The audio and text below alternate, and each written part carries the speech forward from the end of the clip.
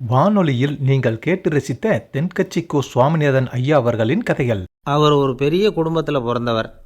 இருக்கிற சொத்துக்கள் எல்லாத்தையும் வாரி வழங்கிவிட்டு காட்டுக்கு புறப்பட்டார் தவம் செய்கிறதுக்காக. இருந்தது பூராவும் கொடுத்துட்டார். இனிமேல் எதுவுமே இல்லை கொடுக்கறதுக்கு. அப்போது கடைசியாக ஒருத்தன் வந்து கையை நீட்டினான். ஐயா ஏதாவது கொடுங்கன்னா. அவர் பார்த்தார். கட்டியிருக்கிற வேட்டியை தவிர வேறு எதுவுமே இல்லை. 8 முழம் பட்டு வேட்டி ஜரிகை கரையோடு இருக்குது. கடைசியாக அதை தான் எடுத்து கட்டிக்கிட்டு அவர் புறப்பட்டுக்கிட்டு இருக்கிறார். அவர் பார்த்தார், எதிரில் அவன் பரிதாபமாக நின்றுட்டு இருக்கிறான். அந்த 8 முழ வேட்டியை 2ஆக கிழிச்சார்.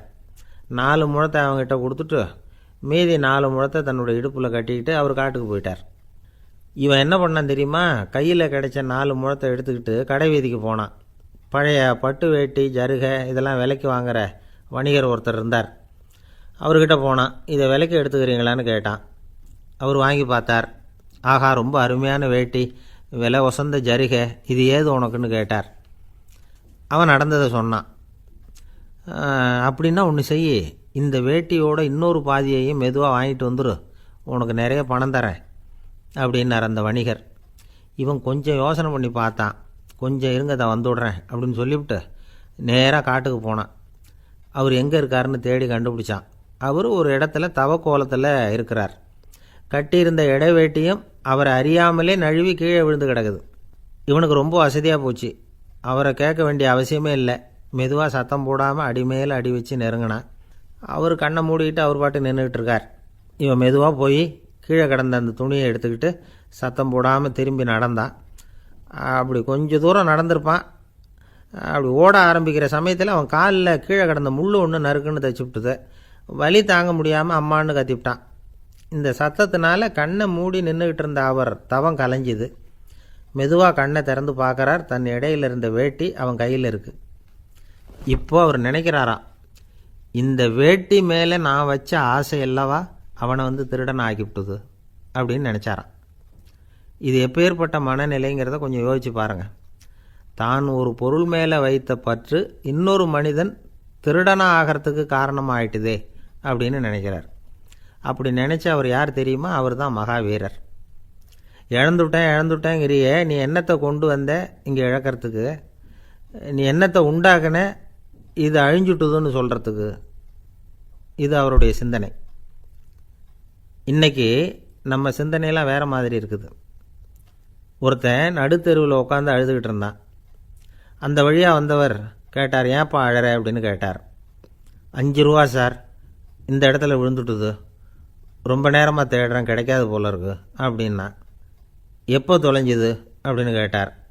அது எனக்கு தெரியாது சார், பணத்தை தொலைச்சவன் தேடி பார்த்துட்டு போயிட்டான், நான் அவனுக்கு பின்னாடி தேட வந்தவன் அப்படின்னு சொல்லிவிட்டு மறுபடியும் தேட ஆரம்பித்தானான். ஒரு ஊரில் ஒரு ஞானி இருக்கிறார்.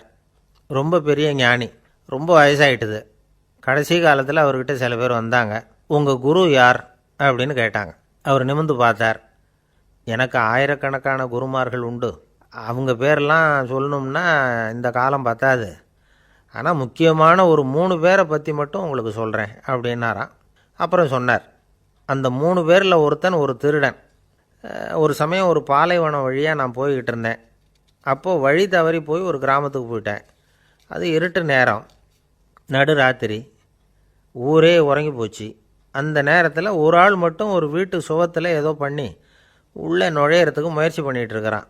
அவங்கிட்ட போய் நான் இன்றைக்கி இங்கே எங்கே தங்க முடியும் அப்படின்னு கேட்டேன். அதுக்கு அவன், இந்த ராத்திரி வேளையில் அது ரொம்ப சிரமம், ஒரு திருடனோட உங்களால் தங்க முடியும்னா நீங்கள் என்னோட தங்கலாம் அப்படின்னா. நான் அவங்க கூட 1 மாதம் தங்கியிருந்தேன். ஒவ்வொரு நாள் ராத்திரியும் இப்போ நான் என்னுடைய வேலைக்கு போகிறேன், நீங்கள் ஓய்வு எடுத்துக்கோங்க அப்படின்னு சொல்லிவிட்டு போவான். அவன் திரும்பி வந்த உடனே உனக்கு ஏதாவது கிடச்சிதான்னு நான் கேட்பேன். அதுக்கு அவன், இன்றைக்கி ராத்திரி ஒன்றும் இல்லை, நாளைக்கு மறுபடியும் முயற்சி பண்ணுவேன் அப்படின்பா. எப்பவும் அவன் நம்பிக்கை இழந்ததே கிடையாது. எப்பவும் சந்தோஷமாகவே இருப்பான். நானும் ரொம்ப காலமாக தியானம் பண்ணிக்கிட்டே இருந்தேன், ஒன்றுமே நடக்கலை. ஆனால் நான் என்ன பண்ணேன் தெரியுமா? மனசு வருத்தப்படும், நம்பிக்கை இழந்துருவேன். அப்போல்லாம் அந்த திருடனுடைய விடாமுயற்சி தான் ஞாபகத்துக்கு வரும். அதனால் அந்த திருடன் எனக்கு ஒரு குரு. என்னுடைய 2வது குரு யாருன்னா அது ஒரு நாய். இது எப்படின்னா, ஒரு சமயம் எனக்கு ரொம்ப தாகமாக இருந்தது. ஒரு நதியை நோக்கி போய்கிட்டு இருந்தேன். அப்போ ஒரு நாயும் வந்தது. அதுக்கும் தாகம். ஓடி வந்து ஆற்றை பார்த்துது. அதோட நிழல் வந்து ஆற்றுல தெரிஞ்சுது. அதை பார்த்ததும் பயந்துட்டுது அது. அதாவது அது தன்னுடைய சொந்த உருவத்தையே கண்டு பயந்தது. அதை பார்த்து குறைக்குது, திரும்பி ஓடிச்சு. ஆனால் அதுக்கு தாகம் அதிகமாக இருந்ததுனால அது மறுபடியும் திரும்பி வந்தது. பார்த்தா மறுபடியும் தண்ணியில் நாயோட உருவம் தெரியுது. இப்படி சில தடவை பண்ணிச்சு. இருந்தாலும் கடைசியில் தண்ணியில் குதிச்சுட்டுது துணிஞ்சி. இப்படி குதித்த உடனே அதோட உருவமும் மறைஞ்சுட்டுது. இதை பார்த்தேன். நான் என்ன புரிஞ்சுக்கிட்டேன்னா, எவ்வளவு தான் பயம் இருந்தால் கூட ஒருத்தன் தைரியமாக காரியத்தில் இறங்கணும் அப்படிங்கிறத புரிஞ்சுக்கிட்டேன். இந்த போதனை அந்த நாய்கிட்ட இருந்து எனக்கு கிடைச்சிது. இது ஒன்று. அடுத்தது என்னுடைய 3வது குரு யாருன்னா, அது ஒரு சின்ன குழந்தை. நான் ஒரு சமயம் ஒரு நகரத்துக்கு போனேன். அங்கே ஒரு குழந்தை எரிகிற மெழுகுவத்தி ஒன்று எடுத்துக்கிட்டு வந்தது. நான் அந்த குழந்தைய பார்த்து வேடிக்கையாக கேட்டேன், ஏன் பாப்பா இந்த மெழுகுவத்தியை நீயாவே கொளுத்துனியா அப்படின்னு கேட்டேன். ஆமான்னுது அந்த குழந்தை. சரி, இந்த மெழுகுவத்தி முன்னாடி எரியாமல் இருந்தது, இப்போ எரியுது. இந்த மெழுகுவத்திக்கு வெளிச்சம் எங்கேருந்து வந்தது, அதை எனக்கு காட்ட முடியுமா அப்படின்னு கேட்டேன் அந்த குழந்தைகிட்ட. இதுக்கு அந்த குழந்தை சிரிச்சுக்கிட்டு அந்த மெழுகுவத்தியை ஊதி அணைச்சுட்டுது.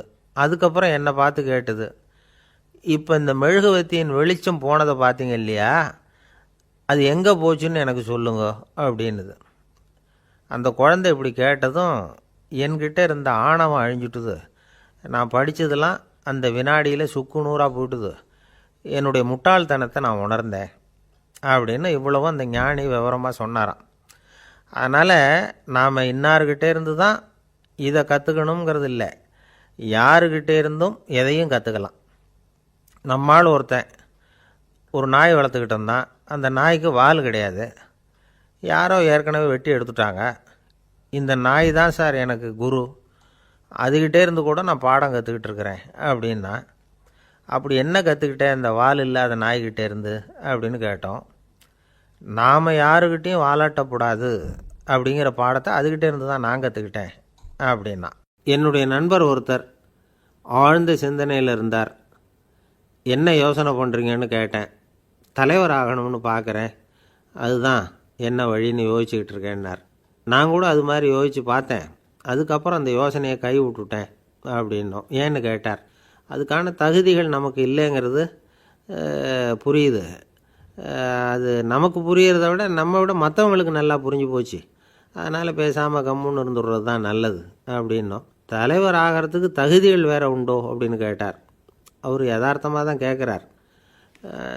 நாங்கள் உடனே எங்ககிட்ட இருந்த ஒரு புத்தகத்தை எடுத்து அவர்கிட்ட கொடுத்தோம். படித்து பாருங்கன்னு. தலைவர் ஆகிறதுக்கு என்ன வழி அப்படிங்கிறத பற்றி அதில் போட்டிருக்கிறாங்க. முதல் வழி என்ன தெரியுமா? ஒரு 4 பேர் முன்னாடி இல்லைன்னா ஒரு கூட்டத்துக்கு முன்னாடி நீங்கள் பேச போகிறீங்க. அப்போ எப்படி ஆரம்பிக்கணும்னா, உண்மையான புகழ்ச்சி, நேர்மையான பாராட்டு, இதோடு ஆரம்பிக்கணும். எடுத்ததுமே அது சரியில்லை இது சரியில்லைன்னு பேசிகிட்டு இருக்கக்கூடாது. மக்களை பார்த்து நீங்கள் தான் தப்பு பண்ணிவிட்டீங்க அப்படின்னு நேரடியாக சொல்லக்கூடாது. தவறு இருந்தாலும் அதை மறைமுகமாக ஏதாவது கதை சொல்லி அதிலிருந்து அவங்க புரிஞ்சுக்கிற மாதிரி செய்யணும். அடுத்தவங்க பண்ண தப்பு என்னன்னு அலசறதுக்கு முன்னாடி நீங்கள் பண்ணின தப்பு என்னங்கிறத பற்றியே பேசுங்க. எதுக்கும் நேரடியாக உத்தரவு போட்டுக்கிட்டு இருக்கக்கூடாது. இதை நீங்கள் செய்யணும் அப்படின்னு சொல்கிறதுக்கு பதிலாக நீங்கள் இப்படி செஞ்சால் எப்படி இருக்கும் அப்படின்னு கேள்வி மாதிரி கேட்கணுமா. இப்படி கேட்டால் அது உத்தரவு மாதிரி தெரியாதான். அடுத்தவங்க மரியாதையை காப்பாற்றுறது மாதிரி பேசணுமா. உங்கள் பேச்சு இன்னொருத்தரை அவமானப்படுத்துறது மாதிரி இருக்கக்கூடாதான். ஏண்டா இவங்கிட்ட போய் மாட்டிக்கிட்டோம்னு யாரும் நினச்சிடக்கூடாது. ஒவ்வொரு சின்ன வளர்ச்சியையும் பாராட்டணும். வெற்றி சாதாரணமாக இருந்தாலும் பாராட்டாமல் இருந்துடக்கூடாது. பாராட்டும் பொழுது தாராளமாக இருக்கணும். குறை சொல்லும் பொழுது கவனமாக இருக்கணும். வாய்க்கு வந்தபடி பேசிவிட்டால் அதுக்கப்புறம் வகையாக மாட்டிக்கிட்டு முழிக்க வேண்டியிருக்கும். நீங்கள் பேசுகிறது இன்னொருத்தருக்கு ஒரு கௌரவத்தையும் மரியாதையும் உண்டு பண்ணுறது மாதிரி இருக்கணும். நீங்கள் பேசுகிறது அடுத்தவங்களுக்கு இருக்கிற கொஞ்ச நெஞ்ச மரியாதையும் எடுத்து விடுறது மாதிரி இருக்கக்கூடாது. உங்கள் பேச்சை கேட்டால் கேட்குறவங்களுக்கு ஒரு ஊக்கம் வரணும், உற்சாகம் வரணும். தவறு எதுவாக இருந்தாலும் அதை சுலபமாக திருத்திக்கலாம், சரி பண்ணிக்கலாங்கிறது மாதிரி இருக்கணும் உங்கள் பேச்சு. அடுத்தவங்களை சந்தோஷப்படுத்துங்க. உங்கள் யோசனையை கேட்டு நடந்துக்கிறதுனால அந்த சந்தோஷம் அவங்களுக்கு கிடைக்கணும். இந்த தகுதியெல்லாம் உங்ககிட்ட இருந்தால் நீங்கள் ஒரு சிறந்த தலைவராகலாம் அப்படின்னு அந்த புஸ்தகத்தில் போட்டிருக்குது. இந்த காலத்தில் தலைவர் ஆகிறதுக்கு வேறு சில தகுதிகள்லாம் கூட தேவைப்படுது. ஒரு புள்ள தன்னுடைய அப்பா கிட்ட, அப்பா உன்ன மாதிரியே நானும் அரசியலில் சேரணும், தலைவர் ஆகணும்னு ஆசைப்படுறேன், இன்னையிலேருந்து எனக்கு அரசியல் பாடம் கற்றுக் கொடு அப்படின்னு கேட்டிருக்கான். அவரும் சரின்னு சொல்லிவிட்டு ஒரு பெரிய ஏணியை எடுத்துகிட்டு வந்தாராம். ஒரு செவுத்தில் சாத்தினார். இந்த ஏணியில் ஏறி உயர போய் அங்கே பரன் மேலே இருக்கிற ஒரு புத்தகத்தை எடுத்துகிட்டு வாடான்ருக்கார் மகனை பார்த்து. அப்பா, ஏணி ரொம்ப உயரமாக இருக்குது, நீ ஜாக்கிரதையாக இதை பிடிச்சிக்கோ, நான் ஏறி போகிறேன் அப்படின்னு நான் பையன். பயப்படாத, நான் பார்த்துக்கிறேன்னார் அப்பா. பையன் ஏணியில் ஏறினா உச்சிக்கு போனதும் அப்பா கையை எடுத்துட்டார். ஏணி அப்படியே சரிஞ்சுட்டுது. பையன் பொத்துன்னு கீழே விழுந்துட்டான். இடுப்பு பிடிச்சிக்கிட்டே எழுந்திரிச்சான். என்னப்பா இது, இப்படி என்னை ஏற விட்டுட்டு கையை விட்டுட்டியே, இப்படி கை விடலாமா அப்படின்னு கத்தியிருக்கான். அப்பா நிதானமாக சொன்னாராம், அவசரப்படாதேப்பா, அரசியலில் இதுதான் முதல் பாடம், பெத்த அப்பனாக இருந்தாலும் அவனை நம்பாதே அப்படின்னு உபதேசம் பண்ண ஆரம்பித்தாராம். அன்பாக இருக்கணும்னு அநேக பெரியவங்க சொல்லியிருக்கிறாங்க. நாமளும் அதை கேட்டுவிட்டு அன்பு காட்டுறதுக்கு தயாராக தான் இருக்கிறோம். அதை வாங்கிறதுக்கு தான் ஆளை காணும். இருந்தாலும் அன்பில் எத்தனையோ வகை உண்டு. அதை சரியாக புரிஞ்சுக்கிட்டு அதுக்கப்புறம் அன்பு காட்ட ஆரம்பிக்கணும். வகையை புரிஞ்சிக்காமல் அன்பு காட்டினா வம்புல மாட்டிக்க வேண்டியது தான். அன்புன்னா சாதாரணமாக நினச்சி விடாதீங்க. அதில் எவ்வளவு விதம் தெரியுமா? இரக்கம், கருணை, காருண்யம், பந்துத்துவம், பட்சம், பாசம், நேசம், விசுவாசம், அபிமானம், காதல், பக்தி, இப்படி பல விதமாக அதை பற்றி சொல்லி வச்சுருக்கிறாங்க பெரியவங்க. இந்த வார்த்தைகள்லாம் நாம் கேள்விப்பட்டது தான். இருந்தாலும் அதுகளுக்குள்ளே என்ன வித்தியாசம்னு கேட்டால் சரியாக சொல்ல தெரியாது. அதனால் இந்த வார்த்தைகளுக்கெல்லாம் பெரியவங்க என்ன விளக்கம் சொல்கிறாங்கன்னு இப்போ பார்க்கலாம். எளியவர்கள் மேலே செலுத்துகிற அன்பு இருக்கு பாருங்கள், அதுக்கு இரக்கம்னு பேர். அறிவு பலம், சரீர பலம், இது ரெண்டும் இல்லாதவங்க மேலே, அதாவது வலிமையற்றவர்கள் மேலே செலுத்துகிற அன்பு இருக்கு பாருங்கள், அதுதான் கருணை.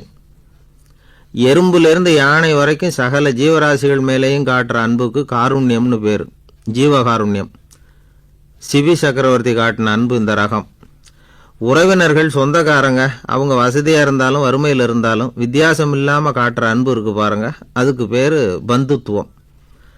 ஒரு எஜமானன் வேலையாள்கிட்ட காட்டுற அன்பு இருக்கு பாருங்க, அதுக்கு பேர் தான் பட்சம். அவனும் தன்னை மாதிரி மனுஷன்தாங்கிற நினப்பு வேணும். ஒரு தாய் தன்னுடைய குழந்தை மேலே, ஒரு குழந்தை தன்னுடைய தாய் மேலே செலுத்துகிற அன்புக்கு பாசம்னு பேர். ஈருடல் ஓர் உயிர்னு நினைக்கிறது இது. ராமரும் கௌசலையும் இதுக்கு உதாரணம். தம்மை ஒத்த நண்பர்கள்கிட்ட செலுத்துகிற அன்புக்கு நேசம்னு பேர். வயசு, செல்வம், அந்தஸ்து, இந்த வித்தியாசமெல்லாம் பார்க்காம அவங்க சுக துக்கத்தில் சமபங்கு எடுத்துக்கிறது இது. கிருஷ்ணன் குசேலர்கிட்ட காட்டினது இந்த ரகம். வேலை செய்கிறவன் முதலாளிகிட்ட காட்டுற அன்புக்கு விசுவாசம்னு பேர். தேசத்து மேலேயும் தாய்மொழி பேர்லையும் செலுத்துகிற அன்புக்கு அபிமானம்னு பேர். தேசாபிமானம்னு சொல்கிறோமே, இதுதான். ஒரு கணவன் மனைவி பேரில் காட்டுற அன்புக்கு காதல்னு பேர். கடவுள் பேரில் செலுத்துகிற அன்புக்கு பக்தின்னு பேர். இப்படி அன்புல பல ரகம் இருக்கிறப்போ அதில் உள்ள வித்தியாசம் தெரியாமல் இடம் மாற்றி அன்பு காட்டினா இடைஞ்சல் தான். சரி, இந்த அன்பை பற்றி விஞ்ஞானம் என்ன சொல்லுது தெரியுமா?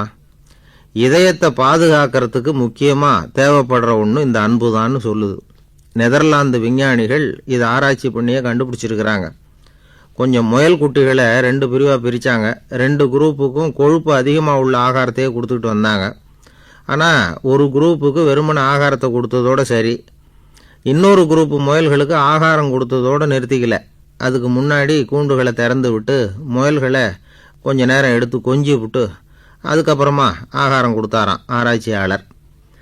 இந்த குரூப்புக்கு இதய பாதிப்பு 60% குறைச்சலாக இருந்துதான். சில நோயாளிகளுக்கு ஹார்ட் அட்டாக் வந்தாலும் அதை தாங்கிக்கிட்டு குணமாகிற சக்தி அதிகமாக இருக்குது. இது எப்படின்னு ஆராய்ச்சி பண்ணி பார்த்துருக்குறாங்க. அவங்கெல்லாம் மனைவி தன் பேரில் ரொம்ப அன்பாக இருக்கிறதாக நினைக்கிறவங்களாம் இருக்கிறாங்களாம். இதய நோயாளிகள் பல பேரை சந்தித்து இதய நோய் ஏற்பட என்ன காரணம்னு கேட்டிருக்கிறாங்க. அவங்க சொன்ன காரணம்லாம் சாப்பாடு சம்மந்தமாக இல்லையா, மனைவி அன்பா இல்லை, இப்படிப்பட்ட காரணத்தை தான் சொல்கிறாங்களாம். அதனால் இதயத்தை பாதுகாக்கணும்னு நினைக்கிறவங்க அடுத்தவங்க அன்பாக இருக்கிறது மாதிரி பார்த்துக்குங்க, அதுதான் முக்கியம். ஒருத்தர் முகம் பூரா பிளாஸ்டரி போட்டுக்கிட்டு வந்தார். ரொம்ப கோபமாக, என்னங்க ஆச்சுன்னு விசாரித்தேன். எல்லாம் உங்களால் தான் சார்னார். விவரமாக சொல்லுங்களேன். என்ன, உங்கள் தகவலை கேட்டுட்டு ஒரு பூனைக்குட்டியை கையில் எடுத்தேன், அன்பாக அதை தடவி கொடுக்கறதுக்காக. ஆனால் அது முந்திக்கிட்டது, அது என் முகத்தை தடவி கொடுத்துட்டுது, முகம் பூரா நகை கீறல், அதுதான் இப்படி அப்படின்னார். அன்பில் அறிவு சேராததுனால வந்த கோளாறு இது. இந்த உலகத்தில் எவ்வளவோ உயிரினங்கள் இருக்குது, ஒவ்வொன்றும் ஒவ்வொரு விதமாக சண்டை போடுது. இப்போ 2 மாடு சண்டை போட்டுக்குதுன்னு வச்சுக்கோங்க, என்ன பண்ணும்? 2 முட்டிக்கும். அதுக்கு சண்டை போடுறதுக்கு ஆயுதமாக உபயோகப்படுறது அதோட கொம்பு. 2 சேவல் சண்டை போட்டுக்குதுன்னு வச்சுக்கோங்க, அதுக்கு ஆயுதமாக உபயோகப்படுறது அதோட கால் நகம். காலால் தான் அது ஒன்றோட ஒன்று சண்டை போட்டுக்கும். ஆனால் 2 மனுஷன் சண்டை போட்டுக்கிறான்னு வச்சுக்கோங்க, இவன் இன்னதை தான் ஆயுதமாக உபயோகப்படுத்துவான்னு குறிப்பிட்டு சொல்ல முடியாது. கல்லை எடுப்பான், கத்தி எடுப்பான், துப்பாக்கி எடுப்பான், என்ன வேணாலும் பண்ணுவான். வாயால் திட்டுவான், கையால் அடிப்பான், காலால் உதைப்பான், சகலகலாக வல்லவன். விலங்குகள்லாம் பொதுவாக வாயை சாப்பிட்றதுக்கு மட்டும்தான் உபயோகப்படுத்துது. ஆனால் இவனுக்கு சாப்பிட்றதுக்கும் அதுதான், சாப்பிட்டு விட்டு திட்டுறதுக்கும் அதுதான். ஆனால் ஒரு விஷயத்தில் மட்டும் கெட்டிக்கிறேன். அதாவது நாம் சண்டை போட்டுக்கிட்டாலும் பரவாயில்லை, கோழிகள் சண்டை போடாமல் இருக்கணும் அப்படின்னு ஆசைப்படுறான். எதுக்காக? கோழிகள் சண்டை போடாமல் இருந்தால் நிறைய முட்டைகள் போடுமா, அதுக்காக தான் இந்த அக்கறை. கோழி பண்ணை வச்சுருக்கிறவங்களுக்கு இது ஒரு பெரிய பிரச்சனை. அதாவது பண்ணையில் இருக்கிற கோழிகளுக்குள்ளே அடிக்கடி சண்டை வந்துடும், அதனால் முட்டை உற்பத்தி குறைஞ்சிரும். சரி, இதுக்கு என்ன பண்ணுறது? பண்ணையில் போய் உட்காந்துக்கிட்டு தினமும் பஞ்சாயத்து பேசிகிட்டு இருக்க முடியுமா? அமெரிக்காவில் கோழி பண்ணை வச்சுருக்கிற ஒருத்தர் இதை பற்றி யோசனை பண்ணி பார்த்தாராம். ஒரு வழியையும் கண்டுபிடிச்சிருக்கார். கோழிக்கெல்லாம் மூக்கு கண்ணாடி மாட்டி விட்டுட்டோம்னா அது சண்டை போடுற குணம் குறைஞ்சிரும், முட்டை அதிகமாகிடும். அந்த கண்ணாடியில் உள்ள லென்ஸு சிவப்பு நிறத்தில் இருக்கணும், அவ்வளவுதான் அப்படின்னு அவர் கண்டுபிடிச்சாராம். இது ஏற்கனவே நடைமுறையில் கண்டுபிடிக்கப்பட்ட ஒரு விஷயம். ஆனால் எல்லா கோழிக்கும் சிவப்பு மூக்கு கண்ணாடி எப்படி மாட்டி விடுறது? அப்படியே மாட்டி விட்டாலும் அது நழுவாமல் இருக்கணுமே.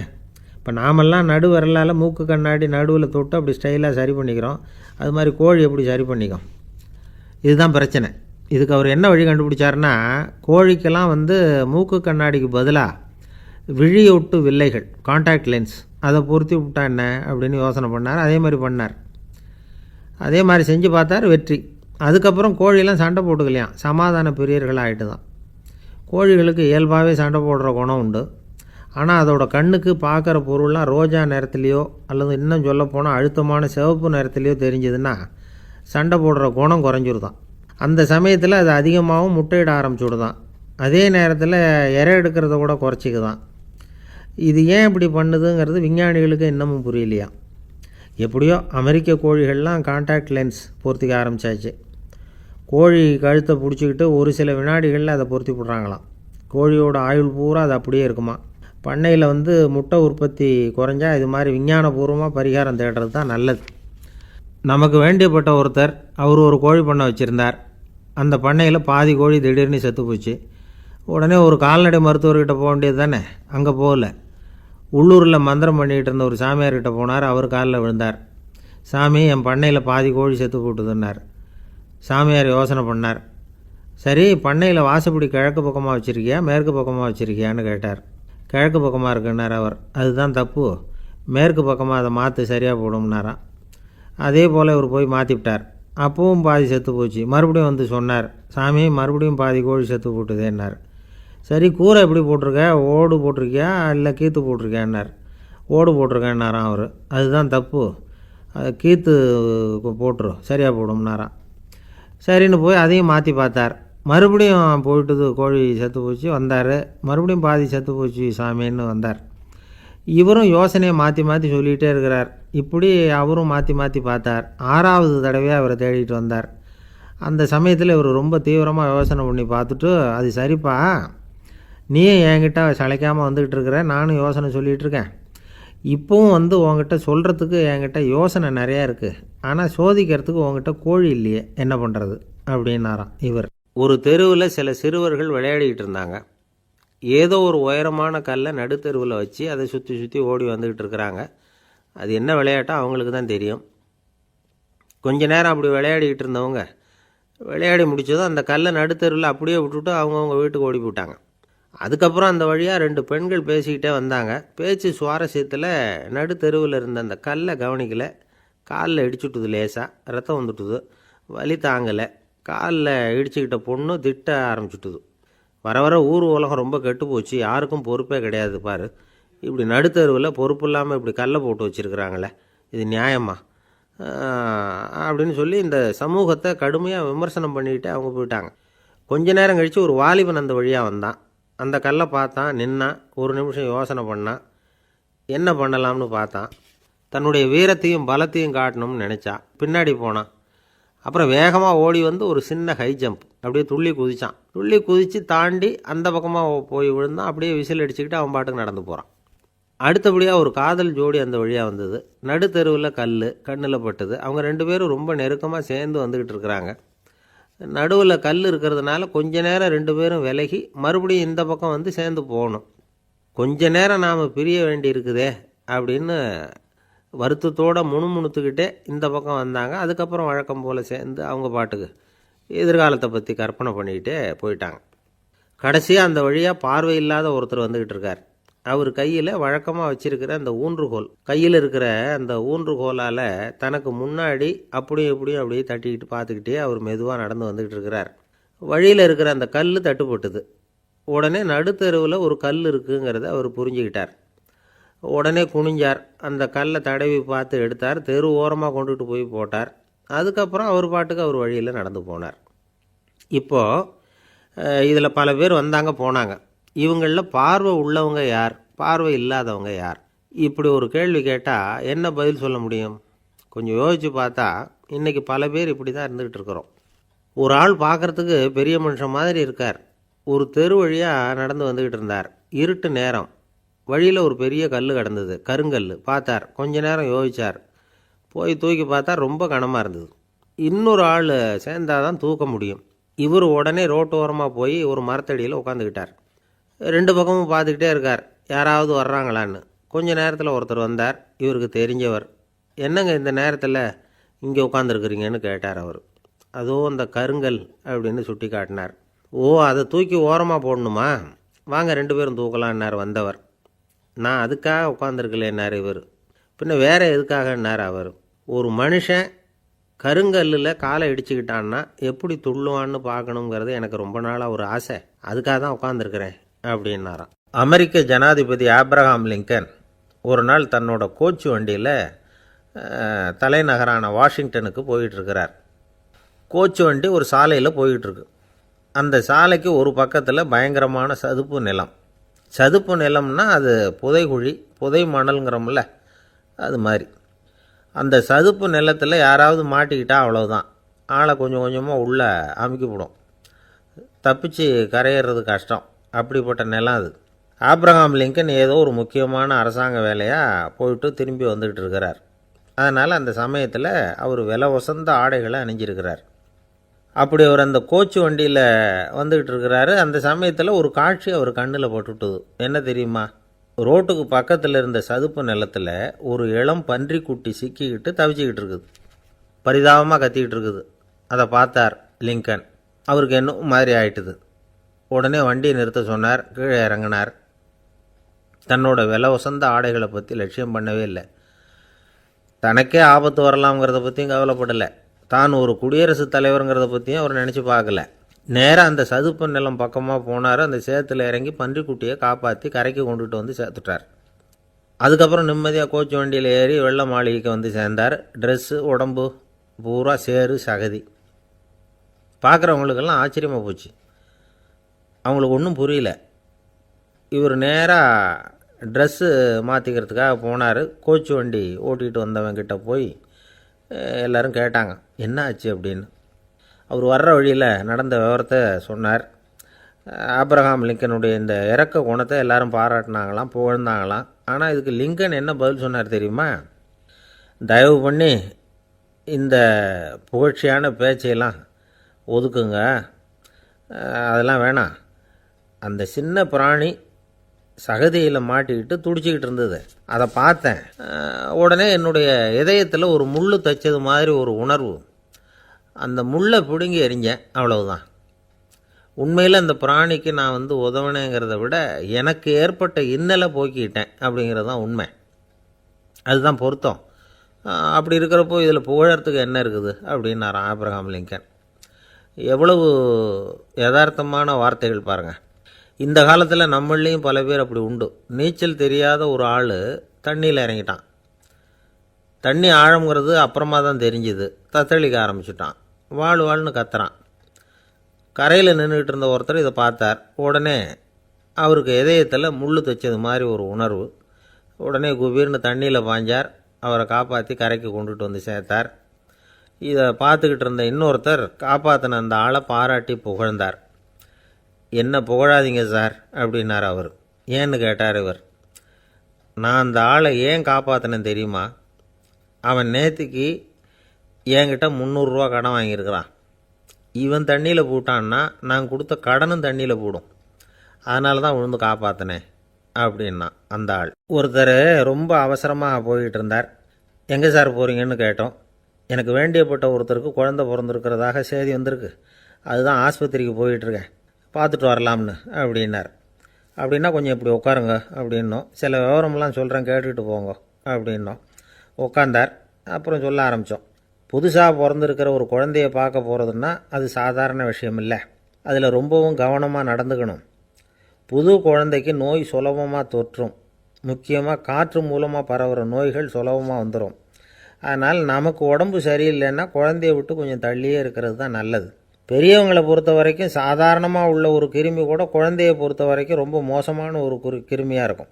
சில வெளிநாடுகளில் எப்படி தெரியுமா, பிறந்த குழந்தை தூங்கிக்கிட்டு இருக்கிற ஒரு ரூமுக்கு போகணும்னா போகிறவங்க முகமூடி போட்டுக்கணும், காலணிகளை மாற்றிக்கணும், அவ்வளவு சுத்தமாக உள்ளே போய் பார்த்துட்டு வரணும்.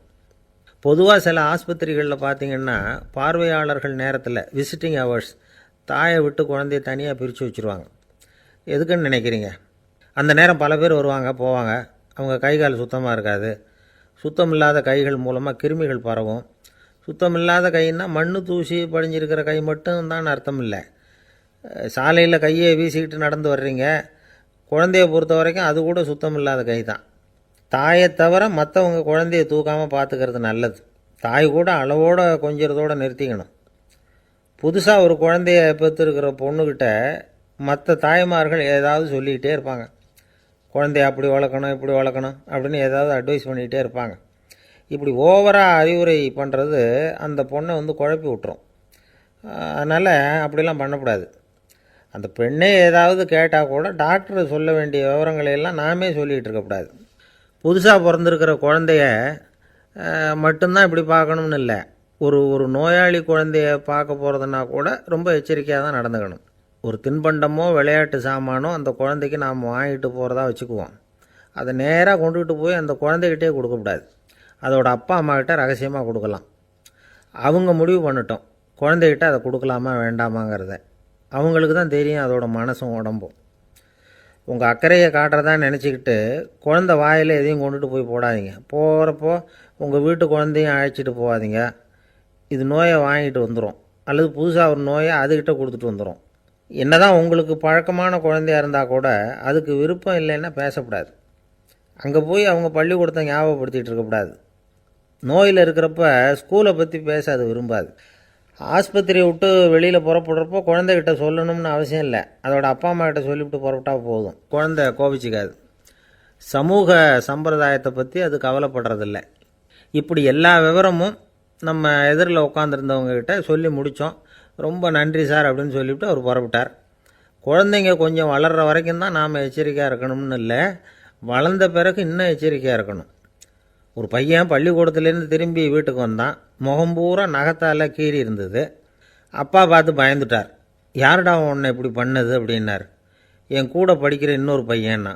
நாளைக்கு உன் கூட பள்ளிக்கூடத்துக்கு வர்றேன், நீ எனக்கு அவனை அடையாளம் காட்ட முடியுமான்னார். அது ரொம்ப சுலபம் நான் பையன். எப்படின்னார் அப்பா. அவன் காதில் ஒன்றை கையோடு எடுத்துகிட்டு வந்திருக்கிறேன், இதோ என் பையில் தான் வச்சுருக்கேன் அப்படிங்கிறான் அந்த பையன். ஒருத்தர் சிகரெட்டும் கையுமா வந்தார். சார், இந்த புகைப்பிடிக்கிற பழக்கத்தை நிறுத்தி போடணும்னு தான் பார்க்குறேன், முடியலேன்னார். புகைப்பிடிக்கிறத நிறுத்துறது ரொம்ப சுலபம் சார் அப்படின்னார் இன்னொருத்தர். எப்படி சொல்கிறீங்கன்னு கேட்டார் அவர். நான் கூட ஏற்கனவே 10 தடவை அந்த பழக்கத்தை நிறுத்தி இருக்கிறேன் சார் அப்படின்னார் இவர். இதிலேருந்து என்ன தெரியுது? புகைப்பழக்கத்தை திடீர்னு விட்டு விடுறதுங்கிறது ரொம்ப கஷ்டம்னு தெரியுது. இருந்தாலும் இது சம்பந்தமான ஆராய்ச்சி, அனுபவம், இது ரெண்டையும் அடிப்படையாக வச்சு சில வழிமுறைகளை சொல்கிறாங்க. அதாவது புகைப்பிடிக்கிறத நிறுத்துறதுக்கு 10 வழிகள் உண்டு அப்படின்னு சொல்கிறாங்க. அது என்னங்கிறது தெரிஞ்சுக்கிட்டா உபயோகப்படுதான்னு பார்க்கலாமே. முதல் கருத்து என்னன்னா, கொஞ்ச நாளைக்கு புகைப்பிடிக்கிற நண்பர்களை விட்டு விலகி இருக்கணும். இதனால் புகைப்பிடிக்கிற ஆசை குறையும். அந்த பழக்கத்தை மறுபடியும் ஆரம்பிக்கப்படாதுங்கிற எண்ணம் உறுதிப்படும். ரெண்டாவது கருத்து, புகைப்பிடிக்கிறதை எதிர்த்து தீவிரமாக பிரச்சாரம் செய்ய ஆரம்பிச்சிடணும். அது அடுத்தவங்களுக்கும் உபயோகப்படும், உங்களுக்கும் உபயோகப்படும். உங்கள் உள்ளுணர்வை அது தூண்டும், உங்களை உறுதி கொள்ள வைக்கும். மூன்றாவது கருத்து என்னென்னா, தினமும் 2 தடவை குளிக்கணும். எப்படி தெரியுமா? முதல்ல வெது வெதுப்பான தண்ணீர், அப்புறம் குளிர்ந்த தண்ணீர், இப்படி மாறி மாறி குளிக்கணுமா. நாலாவது கருத்து, உடற்பயிற்சிகள் செய்யணும். மூச்சு வாங்குற மாதிரியான பயிற்சிகள் ரொம்ப நல்லதான். பிராணாயாமம் அப்படிங்கிற மூச்சு பயிற்சி ரொம்ப நல்லதுங்கிறாங்க. அப்புறம் ஐந்தாவது கருத்து, சாப்பாடு மிதமாக இருக்கணும், சீராக இருக்கணும். பச்சை காய்கறிகள், பழங்கள் சாப்பாட்டில் சேர்த்துக்கலாம். அடிக்கடி கொஞ்சம் கொஞ்சமாக சாப்பிட்டு ரத்தத்தில் சர்க்கரையின் அளவை பராமரிக்கணும். இது நரம்புகளை அமைதிப்படுத்தும். ஆறாவது கருத்து என்னென்னா, ரொம்ப நேரம் பசியோடு இருக்கக்கூடாது. புகைப்பிடிக்கிறத நிறுத்த முயற்சி செய்யும் பொழுது எடை குறைப்பு நடவடிக்கைகளை மேற்கொள்ளக்கூடாது.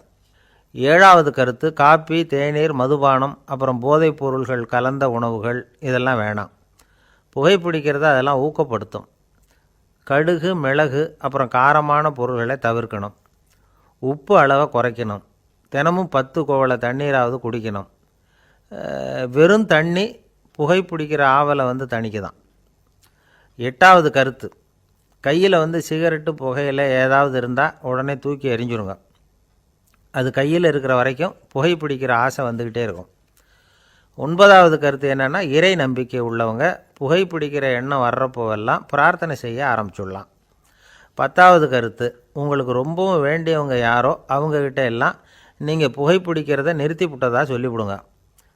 இந்த 10 வழிகளையும் கடைபிடிக்க ஆரம்பிச்சுட்டா புகைப்பிடிக்கும் பழக்கத்தை நிறுத்தி விடலாம் அப்படின்னு சொல்கிறாங்க அனுபவப்பட்டவங்க. முயற்சி பண்ணி பார்க்கலாம். ஒரு முக்கியமான இடத்துல நின்றுக்கிட்டு இருந்தார் ஒருத்தர்.